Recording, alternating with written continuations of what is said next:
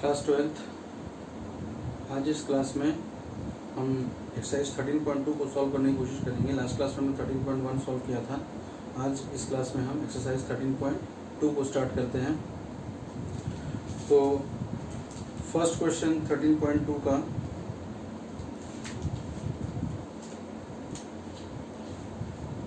Question number 1, if PA is equal to 3/5, PA is equal to 3/5, PB is equal to 1/5, then find PA intersection B। और P of A intersection B बताना है if A and B are independent events। इसमें कह रहा है कि जो ये A and B है they are independent events।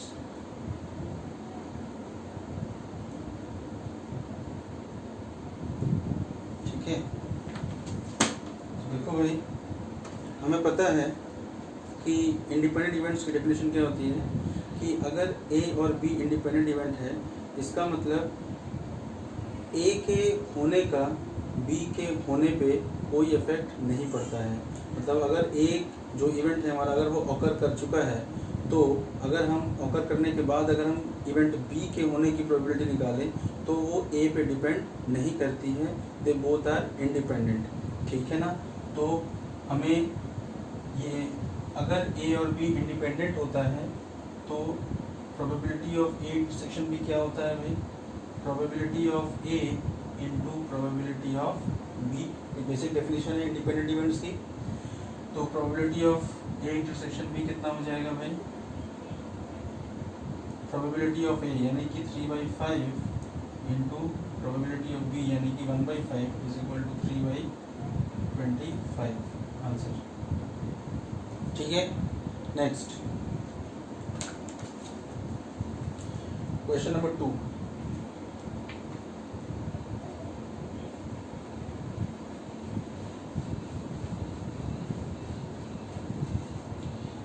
Question number 2 देखो भाई, 2 cards are drawn at random and without replacement from a pack of 52 playing cards।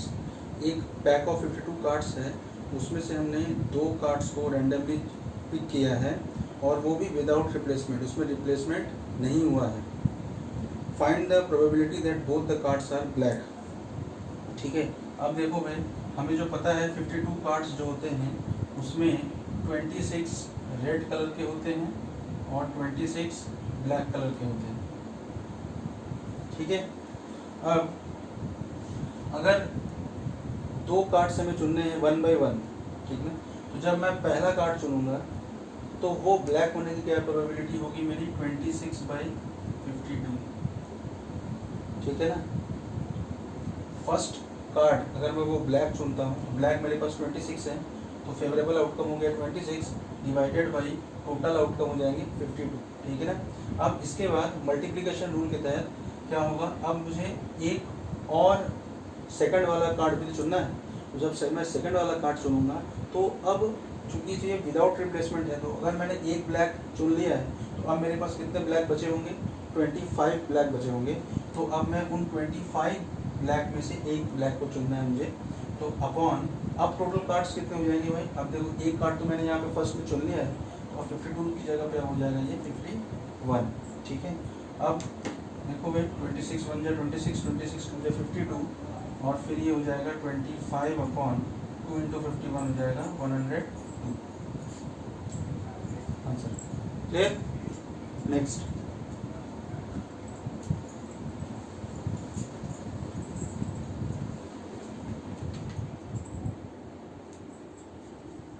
Question number 3, a box of oranges is inspected by examining 3 randomly selected oranges drawn without replacement।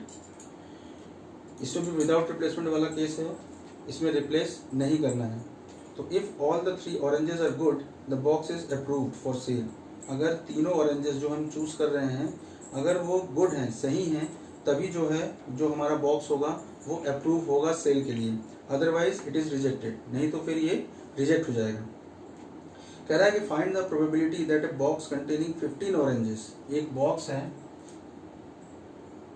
और उसमें हमारे 15 oranges हैं,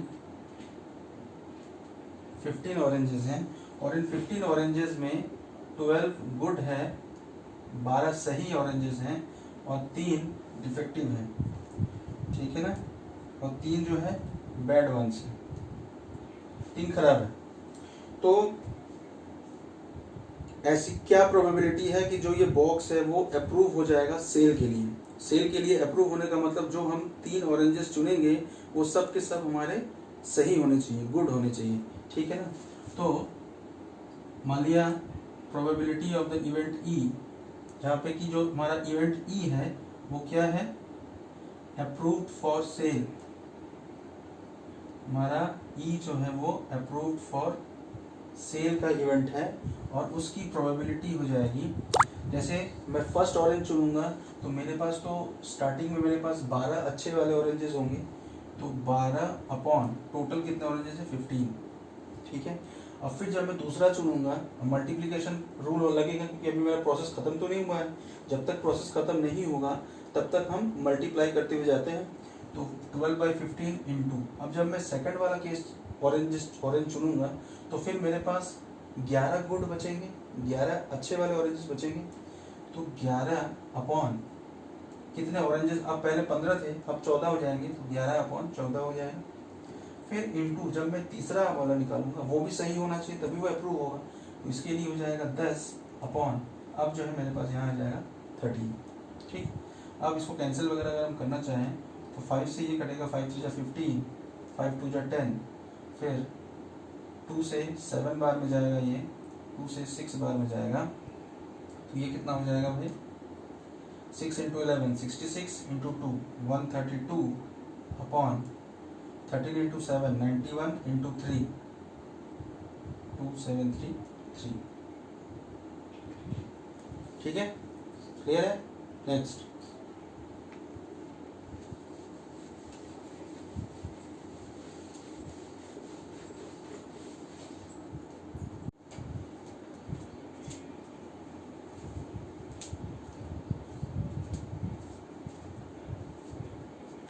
चलो next question number 4।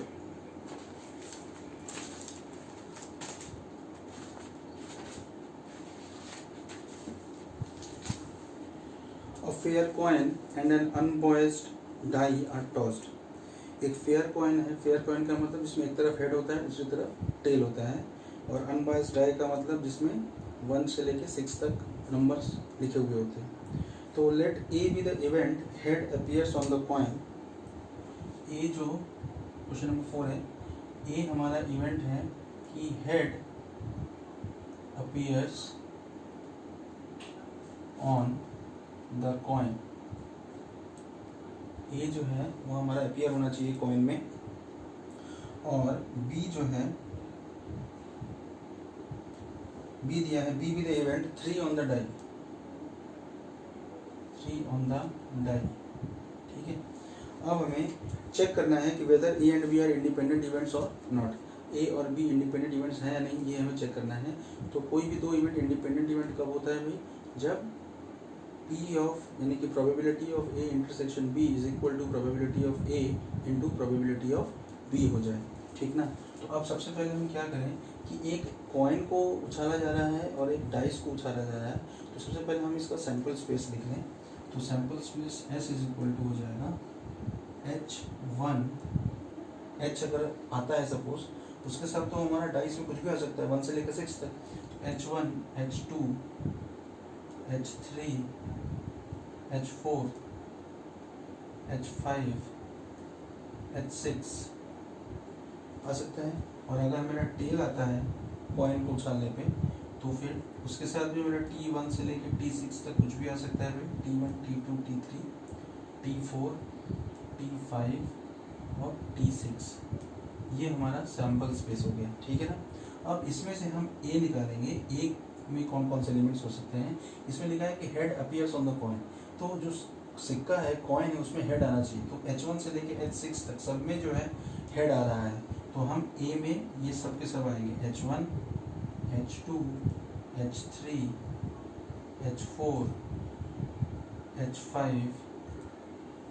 H6, ठीक है, ये हमारा set ए हो गया। इसी तरह बी वाली सेट में क्या होगा भाई, 3 ऑन द डाई, जो डाइस है हमारा उसमें 3 आना चाहिए। तो ऐसा कौन सा है एलिमेंट है जिसमें 3 आ रहा है, एक H3 है, एक T3 है, बाकी किसी में भी हमारा 3 नहीं आ रहा है। तो बी में हमारा सिर्फ और सिर्फ एक एलिमेंट होगा H3 और ये दूसरा एलिमेंट होगा T3, ठीक है। B is equal to H3 और T3 हो गया। अब इंडिपेंडेंट इवेंट्स के लिए हमें पता है कि A इंटरसेक्शन B की प्रोबेबिलिटी निकालनी पड़ती है। उसके लिए सबसे पहले हम A इंटरसेक्शन B निकालें, तो A intersection B is equal to, अब दोनों में हम कॉमन निकालें तो कॉमन क्या हो जाएगा, सिर्फ H3,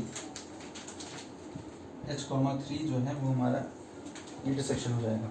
अब इंडिपेंडेंट चेक करने के लिए पी ए इंटरसेक्शन बी अगर हम निकालें, ए इंटरसेक्शन बी जो है हमारा 1 हो जाएगा,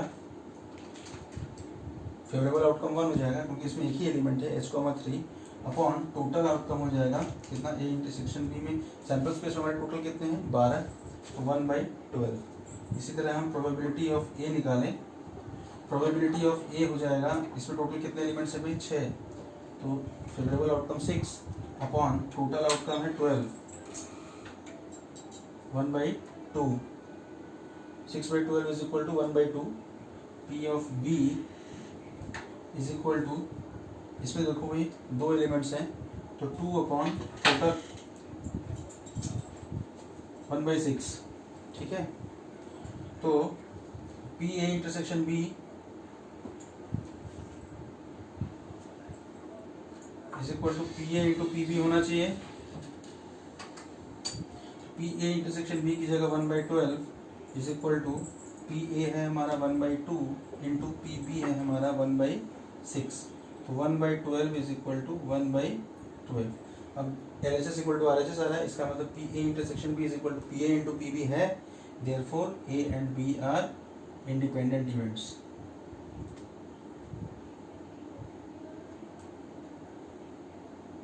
Therefore A and B are independent events. Clear है भाई? चलो next.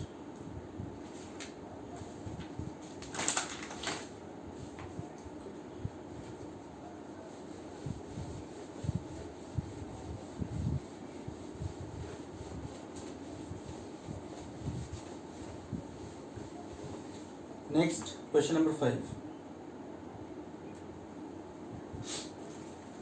A die marked 1, 2, 3 in red and 4, 5, 6 in green is tossed. एक डाइस है, डाइस में टोटल 1 से लेकर 6 तक होते हैं, तो इसमें कह रहा है कि जो 1, 2 और 3 है ये रेड कलर से मार्क किया हुआ है और जो 4, 5, 6 है वो ग्रीन कलर से मार्क किया हुआ है। इसको टॉस किया गया है। Let A be the event, A be the event, A जो है वो कौन सा इवेंट है भाई, कि the number is even, the number is even,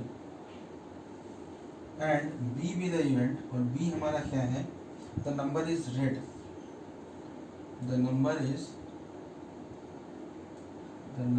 is red, ठीक है।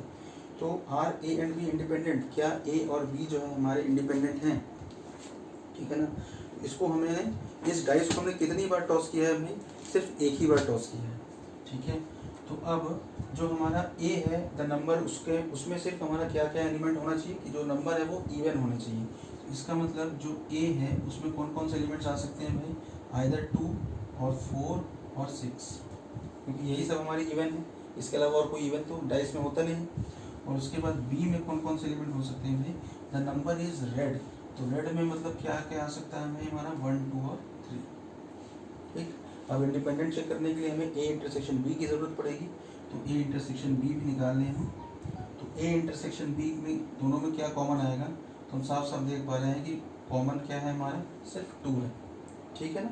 अब हम क्या करें, अलग अलग हम वैल्यू निकालें। तो P of A means probability of A में टोटल 3 एलिमेंट्स हैं, जबकि टोटल एलिमेंट्स कितने हैं भाई, 6 हैं, क्योंकि 1 से लेकर 6 तक। तो फेवरेबल आउटकम हो गया 3 अपॉन टोटल आउटकम हो गया 6। जो प्रोबेबिलिटी होती है ना, number of favourable outcome upon number of total outcome, तो फेवरेबल आउटकम हो गया हमारा 3 डिवाइडेड बाई टोटल आउटकम 6, तो 3/6 यानी कि 1/2। इसी तरह probability of B is equal to, इसमें भी 3 एलिमेंट्स हैं, तो फेवरेबल आउटकम 3 हो गया और टोटल आउटकम 6 हो गया, तो ये भी हो गया हमारा 1/2। और probability of A intersection B, A intersection B का मतलब क्या हुआ भाई कि इसका प्रोबेबिलिटी कैसे निकलेगा, number of favourable outcome, A intersection B में सिर्फ एक ही एलिमेंट है 2, तो 1 upon total number of outcome हो गए 6, तो 1/6 हो गया।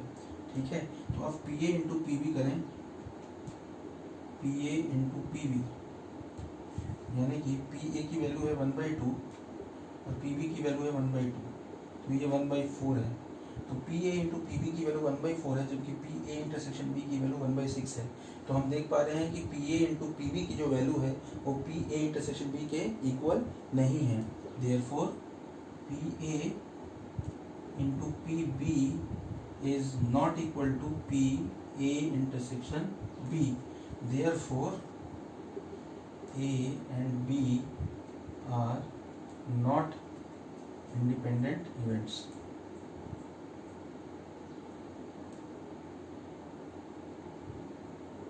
ठीक है, इसका मतलब जो हमारा ए इवेंट है और जो बी इवेंट है वो दोनों इंडिपेंडेंट इवेंट्स नहीं है। Clear? Next question.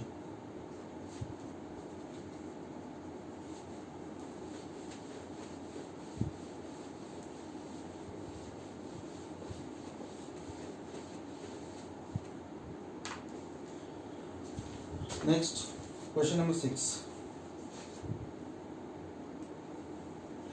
Let E and F be events with PE is equal to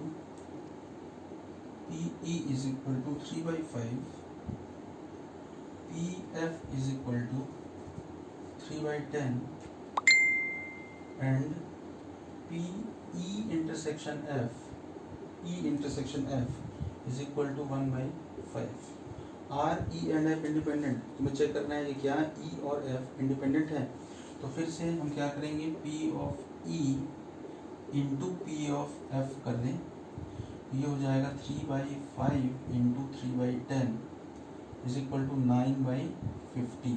ठीक है ना, और P और E intersection F is equal to 1/5 दिया है। तो अब हम यहाँ पे देख पा रहे हैं कि P of E into P of F is not equal to P of E intersection F। ठीक है ना, P E into P F अगर P इंटरसेक्शन F के इक्वल होता है तब हम कहते हैं कि वो जो है हमारा इंडिपेंडेंट इवेंट होता है, लेकिन यहाँ पे ये दोनों इंडिपेंडेंट तो नहीं आ रहे क्योंकि दोनों इक्वल नहीं है। ठीक है, इसका मतलब है डिपेंडेंट इवेंट्स हो जाएंगे। तो यहाँ पे हम लिखेंगे कि E and F are not independent events,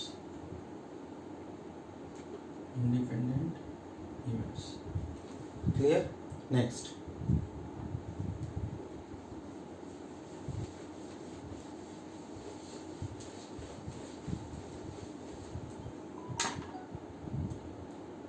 question number 7,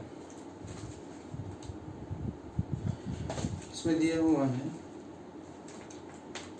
कि given that the events A and B are such that P of A is equal to 1/2, P of A is equal to 1/2, P of A union B is equal to 3/5 and P of B, probability of B is equal to small p। बोल रहे हैं कि इसी P को find करना है if they are first mutually exclusive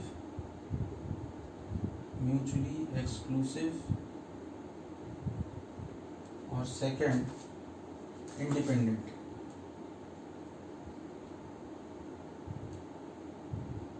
ठीक है, अब देखो भाई, फर्स्ट में कोई भी दो इवेंट म्यूचुअली एक्सक्लूसिव कब होता है, जब अगर एक इवेंट हो रहा है तो वो दूसरे इवेंट को ना होने दे, एक्सक्लूड कर दे। ठीक है ना, अगर ए हो रहा है तो बी नहीं होगा, बी एक्सक्लूड अगर हो जा रहा है तो हम कहते हैं कि ए और बी म्यूचुअली एक्सक्लूसिव है। ठीक है ना। तो अगर ए और बी म्यूचुअली एक्सक्लूसिव है, इसका मतलब ए और बी दोनों साथ साथ कभी भी नहीं हो सकते, और जब वो कभी भी एक साथ नहीं हो सकते, इसका मतलब जो दोनों का इंटरसेक्शन होगा वो हमेशा फाई होगा। तो जब भी म्यूचुअली एक्सक्लूसिव की बात करेगा तो हम ये देखेंगे कि ए इंटरसेक्शन बी जो है वो हमारा हमेशा फाई हो जाएगा, और जो फाई है इसका मतलब ये एम्प्टी सेट है, इसमें कोई भी एलिमेंट नहीं है, देयरफॉर इसकी जो प्रोबेबिलिटी होगी वो हमारी ज़ीरो होगी। ठीक है ना, probability of A intersection B जो होगा वो हमारा ज़ीरो हो जाएगा। अब हम सबसे पहले क्या करें, A probability of A intersection B इस फॉर्मूले से हम पहले निकालें। देखो probability of A union B is equal to होता है probability of A plus probability of B minus probability of A intersection B. ठीक है ना। अब probability of A union B की वैल्यू दी हुई है 3/5 is equal to probability of A है हमारा 1/2 प्लस प्रोबेबिलिटी ऑफ बी है हमारा p minus probability of A intersection B, तो हमें निकालना ही है। ठीक है, इस minus P of A intersection B को इस तरफ लेके आएंगे तो प्लस हो जाएगा P of A intersection B is equal to 1/2 plus P, ये 3/5 इधर आ जाएगा। ठीक है, तो ये हमारा P of A intersection B की वैल्यू हो गई। अब इसका यूज़ हम यहाँ पे करेंगे, क्योंकि हमने बोला है कि P of A intersection B हमारा 0 के बराबर है, और P intersection A intersection B हमारा कितना आ रहा है भाई 1/2 प्लस पी माइनस 3/5। तो हम क्या करेंगे 1/2 प्लस पी माइनस 3/5 को इक्वल टू 0 कर देंगे। तो यहाँ से p is equal to minus 3/5 उधर जाएगा तो प्लस 3/5 प्लस 1/2 उधर जाएगा तो माइनस 1/2। तो अब ये 5 और 2 का एलसीएम हो जाएगा 10, 5 से 10 2 बार में जाएगा, 2 × 3 6 माइनस 5, ये 5 हो जाएगा तो 1/10 हो जाएगा। p की वैल्यू हमारी 1/10 आ जाएगी फर्स्ट केस में। ठीक है ना। अब सेकंड केस में अगर इंडिपेंडेंट है, इसका मतलब कि p of A intersection B is equal to P A into P B, ये होना चाहिए, है ना। तो p of A intersection B अगर इंडिपेंडेंट है तो p of A intersection B की वैल्यू तो हमने यहाँ पे निकाली हुई है 1/2 प्लस पी माइनस 3/5। तो 1/2 plus P minus 3/5 is equal to P A की वैल्यू है 1/2 इंटू पी बी की वैल्यू है p। ठीक है, तो p ये 1/2 इंटू पी मतलब p/2, इसको हम इस तरफ लेके आएंगे तो माइनस p/2 हो जाएगा, और इसको सब उधर लेके जाएंगे तो इक्वल टू 3/5 माइनस 1/2, और ये इसी तरह से जैसे ऊपर आया था यहाँ पे आ जाएगा 1/10। ठीक है, तो अब p माइनस p/2 कितना आएगा भाई p/2 इज इक्वल टू 1/10, 2 से ये 10 कैंसिल हो जाएगा, तो implies that p is equal to 1/5। ठीक है, कोई प्रॉब्लम है तो बताओ। ठीक है ना। चलो, ये क्वेश्चन नंबर 7 हो गया। Next question number 8।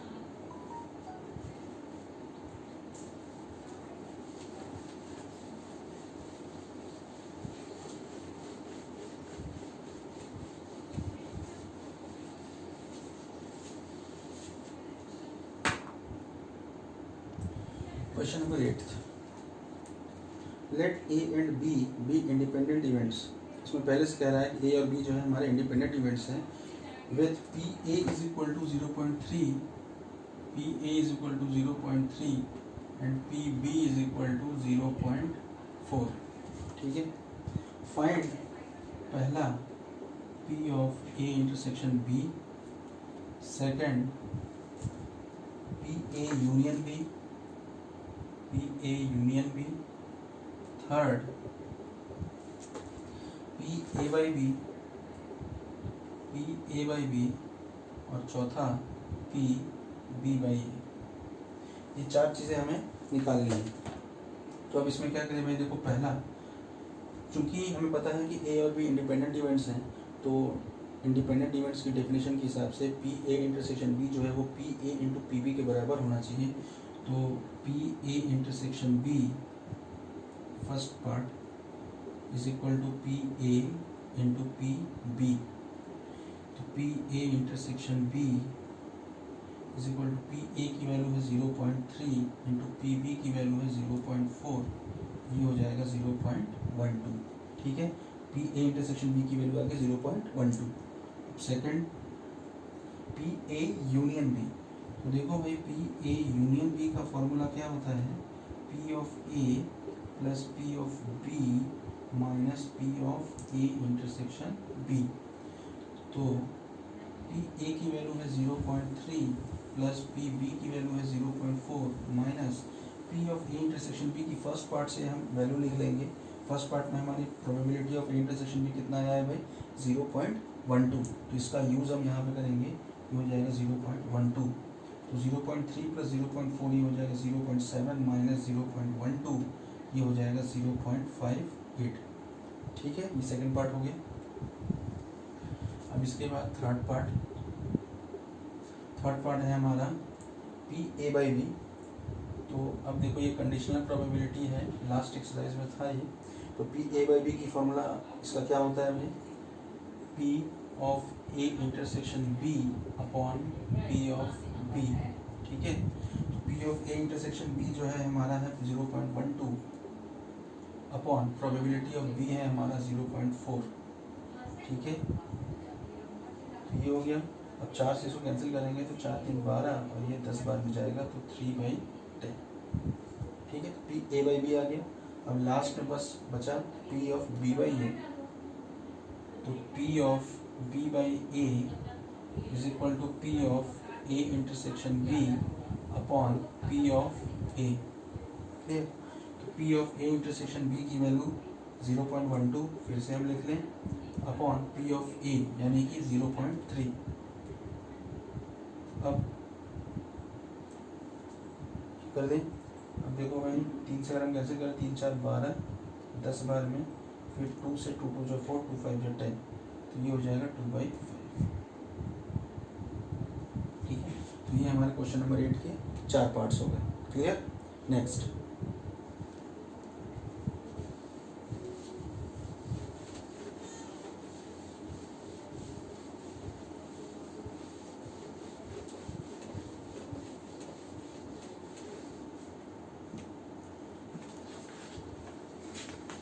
Question number 9. Question number 9. If A and B are two events, such that PA is equal to 1/4, PA is equal to 1/4, PB is equal to 1/2, and PA intersection B is equal to 1/8, PA intersection B is equal to 1/8, find P not A and not B। हमें probability किसकी निकालनी है भाई, not A and not be. तो अब देखो not a को हम ए डैश लिखते हैं, एंड मतलब इंटरसेक्शन, और नॉट बी का मतलब बी डैश। ठीक है ना। अब देखो इसको हम अगर कॉम्प्लीमेंट की प्रॉपर्टी देखें तो ये क्या होता है, ये हो जाएगा ए यूनियन बी का होल कॉम्प्लीमेंट। ठीक है ना, ए यूनियन बी का होल कॉम्प्लीमेंट क्या होता है भाई, सबका कॉम्प्लीमेंट लग जाएगा, तो ये ए कॉम्प्लीमेंट हो जाएगा, यूनियन का कॉम्प्लीमेंट इंटरसेक्शन हो जाएगा, और ये बी का कॉम्प्लीमेंट हो जाएगा। ठीक है ना, तो इसी चीज़ को हमने इस तरीके से लिखा, probability of A union B का होल कॉम्प्लीमेंट। ठीक है, तो इसको हम लिख सकते हैं 1 minus probability of A union B. ठीक है ना, क्योंकि किसी भी चीज़ का कॉम्प्लीमेंट जो होता है उसको उसकी प्रोबेबिलिटी 1 में से माइनस करने पे आ जाती है, 1 में से उसी चीज़ को माइनस करने पे आ जाती है। तो probability of A union B का whole complement is equal to हो जाएगा 1 minus probability of A union B. अब अगर हम probability of A union B निकाल लें तो अगर हम यही पर रख देंगे तो हमें इसका आंसर मिल जाएगा। ठीक है, तो सबसे पहले इसको सपोज हमने इक्वेशन नंबर 1 मान लिया। ठीक है, अब सबसे पहले हम क्या करें, probability of A union B निकालें। तो probability of A union B निकालने का फॉर्मूला है probability of A plus probability of B minus probability of A intersection B. तो प्रोबेबिलिटी ऑफ ए की जगह हमने रख दिया 1/4 प्लस प्रोबेबिलिटी ऑफ बी की जगह 1/2 minus probability of A intersection B की जगह 1/8। ठीक है, तो 4 2 और 8 का एलसीएम हो जाएगा 8, ये 2 + 4 - 1, 2 + 4 6, 6 - 1 5/8। तो probability of A union B हमारा कितना आ गया भाई 5/8। ठीक है, अब इसी जो वैल्यू आया है इसी की वैल्यू को हम इक्वेशन नंबर 1 में पुट कर दें तो हमारा ये आ जाएगा। तो probability of A dash intersection B dash is equal to 1 minus probability of A union B है, ये इक्वेशन नंबर 1 में दिया हुआ है, तो 1 माइनस और इसकी जगह हम क्या रख दें भाई 5/8। तो ये हो गया 8 - 5 इज इक्वल टू 3/8। क्लियर, ये हो गया हमारा क्वेश्चन नंबर 9। ठीक है, next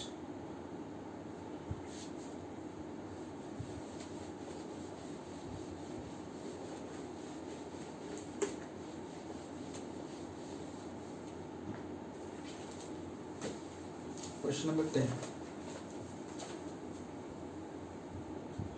Events A and B are such that PA is equal to 1/2, PA is equal to 1/2 and PB is equal to 7/12। ठीक है, and P not A or not B is equal to 1/4। ठीक है, तो state whether A and B are independent. तुम्हें ये बताना है कि क्या ए और बी इंडिपेंडेंट है। तो ए और बी इंडिपेंडेंट कब होते हैं भाई, जब probability of A intersection B equal हो जाए किसके, probability of A into probability of B की। देखो इसमें पी ऑफ ए और पी ऑफ बी तो दिया हुआ है, अगर हम P of A intersection B कहीं से निकाल दें तो फिर हम अगर उस फॉर्मूले में अगर ये सही हो जाता है, फिट बैठ जाता है, तो फिर हम कहेंगे कि ये इंडिपेंडेंट इवेंट है। ठीक है, तो सबसे पहले देखो पी ए मालूम है, पी बी मालूम है, पी ए इंटरसेक्शन बी नहीं मालूम है, तो पी ए इंटरसेक्शन बी सबसे पहले निकालना हमारा मेन काम है, और उसके लिए हम इस चीज़ का इस्तेमाल करेंगे जो कि यहाँ पे दिया हुआ है कि पी ऑफ नॉट ए और नॉट बी। तो नॉट ए का मतलब अभी हमने पिछले क्वेश्चन में क्या बताया, ए डैश होता है, और का मतलब यूनियन होता है, और नॉट बी का मतलब बी डैश। ठीक है, इज इक्वल टू 1/4 दिया हुआ है। अब इसको हम फिर से अगर हम कॉम्प्लीमेंट की प्रॉपर्टी देखें तो ये हो जाएगा ए इंटरसेक्शन बी का होल कॉम्प्लीमेंट, क्योंकि जब हम इसका कॉम्प्लीमेंट एलिमेंट वाइज ब्रेक करेंगे तो ये कॉम्प्लीमेंट ए के ऊपर जाएगा तो ये कॉम्प्लीमेंट मिल जाएगा, इंटरसेक्शन का कॉम्प्लीमेंट यूनियन हो जाता है, यूनियन हो जाएगा, और बी का कॉम्प्लीमेंट बी का कॉम्प्लीमेंट हो जाएगा, तो ये इज इक्वल टू 1/4।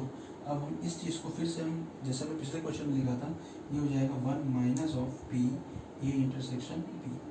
ठीक है, क्योंकि ए इंटरसेक्शन बी का कॉम्प्लीमेंट है, तो कॉम्प्लीमेंट निकालने के लिए हम क्या करते हैं, 1 में से माइनस कर देते हैं उसी चीज़ को, तो 1 minus probability of A intersection B का whole complement is equal to 1 minus probability of A intersection B, और विच इज इक्वल टू 1/4। यहाँ से probability of A intersection B is equal to 1 minus 1/4, यानी कि आ जाएगा 3/4। क्लियर है। अब इसके बाद जब P of A intersection B की वैल्यू 3/4 आ गई, अब हम क्या करें, पी ऑफ ए लिखें 1/2, पी ऑफ बी लिखें 7/12, और पहले इन दोनों को मल्टीप्लाई कर लें, यानी कि 1/2 इंटू 7/12 ये हो जाएगा 7/24। जबकि पी ए इंटरसेक्शन बी कितना आया है भाई हमारा 3/4, तो दोनों इक्वल तो नहीं है, क्योंकि 7/24 और 3/4 इक्वल कहाँ है, इसलिए P of A intersection B is not equal to P A into P B, therefore A and B are not independent events.